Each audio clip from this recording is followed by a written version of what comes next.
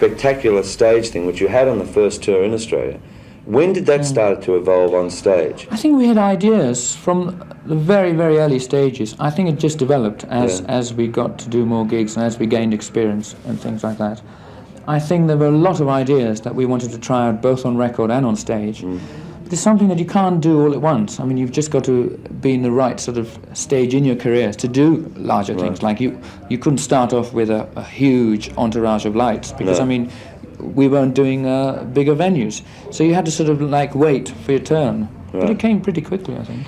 Now, with Queen 1, Queen 2, Killer Queen, you were building up an immense album following with those albums.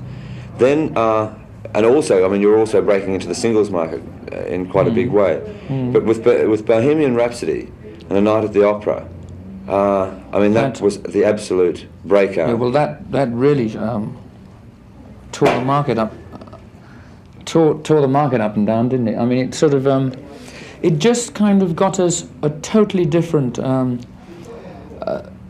It got us to a very different area. I mean, the cross section of sort of the public then was so different. I mean, we suddenly realised we were playing to mums and dads, and I mean, like the people that were coming to see us were totally different. And I think it was a very good thing because, I mean, it was just gathering a much larger sort of audience, really. Yeah.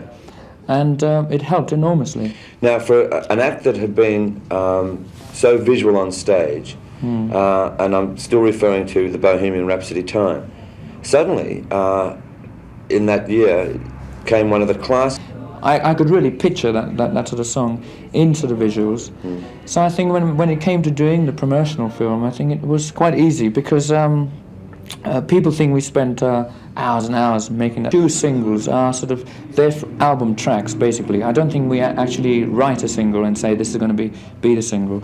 And what we, I think, try and do is try and, with each album, try and work out what is...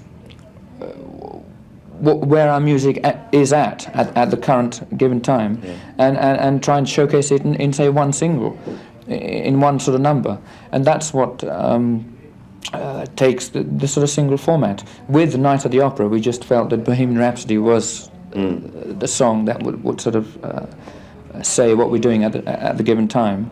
So we sort of chose that. Now, obviously, we came across certain barriers, like it being 6 minutes long or whatever, and we said. I mean, there were numerous rows. I mean, well, the recording company wanted to, in actual fact, edit it. Right? Edit it and things like that, yes. And we just thought, there's no point. You either sort of hear it in its entirety, or pick another song. Yeah. And I think we were so sort of confident with that sort of number. I mean, it is a risk, I know. And we either thought it was either going to be an enormous flop, or a huge success, you know, depending on.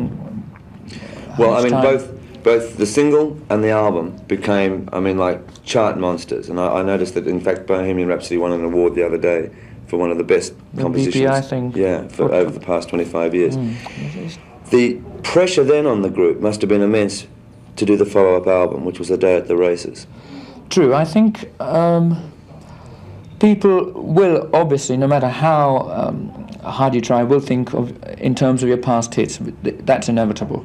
But I think it's up to the group and the musicians to really think in other terms. From my point of view, I mean, as far as the writing side of it was concerned, I really thought, I said, okay, Bohemian Rhapsody, big hit. But as far as my writing abilities were concerned, I think I could write better anyway. And I just looked at it from that point of view. I mean, I just went and wrote, from my estimation, I think a song like Somebody to Love is, in my estimation, a better sort of, from the writing aspect, a better song, you see. But I mean, it's very difficult because obviously people think of sort of songs in terms of hits, obviously, and then they will obviously say, well, Somebody to Love was not as good a song because it wasn't as big a hit. But it really depends on how you look at it. I didn't quite know whether We Are the Champions was a sort of a subtle thing of saying, well, you may think, you know. I mean, I think we always write songs like that. It really is up to the listener to make up its interpretation. I think it's nice. I think up to now, I think even now, it's got to a stage where we do it subconsciously, you know. I mean, and we write, especially my songs. I mean, they don't state very categorically. I mean, they're very sort of, they can go into different sort of areas, and I like that actually. I mean, it's a nice escape for me from the writer's point of view, but I think from the listener's point of view, it's nice that they can make up different interpretations. So basically, if you ask me what it's all about, I would say it is tongue-in-cheek, and it's not to be taken too seriously. I mean, my God, I can't be serious. No. You know, it's something that I wanted to write a song that was very cold and calculated, and kind of to the point. And basically, it was a song of sort of participation. I wanted people to sort of participate. I was looking at it from the sort of the show point of view as well, how we were going to sort of do that. And I just thought, why... I wasn't going to sort of beat around the bush. I thought I'm going to be as blatant as possible. Can I just interrupt there? Yeah. I remember also you saying last year that was sort of like being... You might as well be in a jail the time you were spending in the studios. And I notice here you've said, I've done my sentence but committed no crime, and bad mistakes I've made a few. Theatrical. That's all very theatrical. Right, and then it keeps going, and then it says, which is probably makes a lot of people think, I've taken my bows and my curtain calls. You brought me fame and fortune and everything that goes with that. I thank you all, but it's been no bed of roses. Yeah. It's my way of saying that to a lot of people, I mean, that's like a lot of people think being a rock and roll star is kind of going to a studio, making a disc, and then going around spending all the money, which I don't think it is. And I know that a lot of people do realise that, but even at the same time, a lot of people don't. They think it's a very easygoing life. And I mean, like, a lot of people still think, when I say, oh, we're going to America for a tour, they think, oh, nice long holiday. And that's just my way of saying that it's not easygoing. I mean, God, I mean, don't for one minute think that it's all peaches and cream. Now, may I ask you a couple of pertinent questions? Oh, what are they? The first one being like one of the world's top groups, and nice. Living in a country, well, I mean, it's true.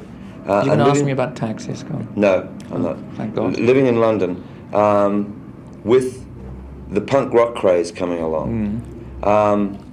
What's that? Does it become a challenge, you know, in the sense where you're finding these amazing contrasts, and like you'll find the punk rock writers who will follow a certain stream and may try to put down the established top world acts of today? I mean, is it a challenge to you and the rest of the guys? It's always been a challenge. I mean, it doesn't matter what, even if there is a new movement, or call it what you want, there's always a challenge. I mean, take for example the charts today. I mean, at the moment, I feel there's enormous competition with just the established acts. I mean, there's ELO, there's ABBA, there's Rod Stewart. So, I mean, there's always competition, and we're never going to sort of... I'm never one for resting on my laurels, really, because I always know there's that competition, and that's what keeps us, keeps the driving force there. Well, but with the new stuff, I think it's all healthy. I think there's always going to be a kind of a new movement, because, I mean, that's how we started. Can I be bold to say that then I think it almost brings the cunning out in you?